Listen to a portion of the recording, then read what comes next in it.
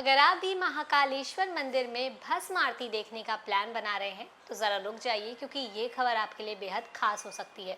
नमस्कार, न्यूज़ पर नेशन देख रहे हैं आप और मैं हूं अदिति आपके साथ। देखिए, महाकालेश्वर मंदिर में जो भस्म आरती देखने की प्रक्रिया होती है, जो रूल्स एंड रेगुलेशन होते हैं, उसमें कई बदलाव जो हैं वो किए गए हैं, जिसके कारण ये पूरी प्रक्रिया बिल्कुल बदल गई है। तो आने वाले दिनों में अगर आप प्लान कर रहे हैं कि आप वहाँ जाकर भस्म आरती देखेंगे तो ज़रा रुक जाइए और ये खबर ध्यान से सुन लीजिए, क्योंकि हम आपको अब बताने जा रहे हैं कि क्या क्या इंपॉर्टेंट चेंजेस जो हैं वो लाए गए हैं। महाकालेश्वर मंदिर देश के 12 ज्योतिर्लिंगों में से एक हैं और यहाँ की जो भस्म आरती है उसका विशेष धार्मिक महत्व है। हर दिन हजारों श्रद्धालु इन आरती में शामिल होने के लिए पहुँचते हैं और यही कारण है कि मंदिर प्रशासन ने अब भस्म आरती में शामिल होने की प्रक्रिया को पूरी तरीके से डिजिटल कर दिया है। पहले भस्म आरती के लिए मंदिर काउंटर से करीब 300 फ्री परमिट जो है वो जारी किया जाता था। इसके लिए श्रद्धालुओं को सुबह से ही लंबी कतारों में लगना पड़ता था और कई बार घंटों इंतजार भी करना पड़ता। लेकिन अब इस ऑफलाइन व्यवस्था को पूरी तरीके से बंद कर दिया गया है। अब भस्म आरती में शामिल होने के लिए केवल ऑनलाइन बुकिंग ही मान्य होगी, जिससे लोगों को लाइन में लगने की परेशानी से राहत मिलेगी।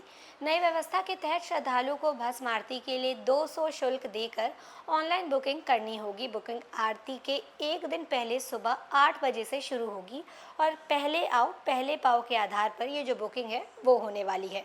उदाहरण के तौर पर यदि किसी श्रद्धालु को 18 अप्रैल की भस्म आरती में शामिल होना है तो उसे 17 अप्रैल की सुबह 8 बजे ही स्लॉट जो है वो बुक करना होगा।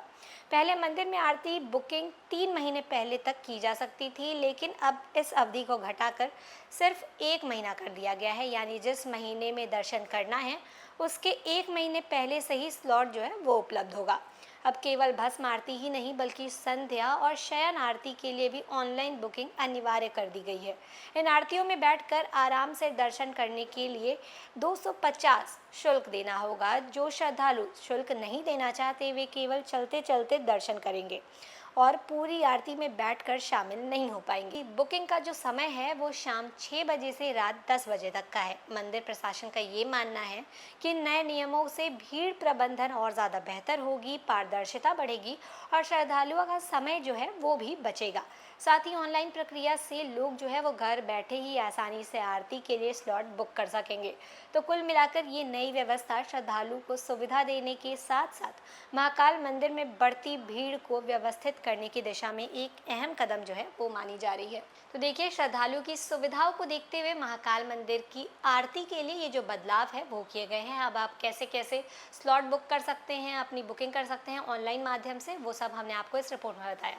तो फिलहाल इस खबर में बस इतना ही। ऐसे ही लगातार जानकारियों के लिए बने रहिए न्यूज़ फॉर नेशन के साथ। तब तक के लिए नमस्कार।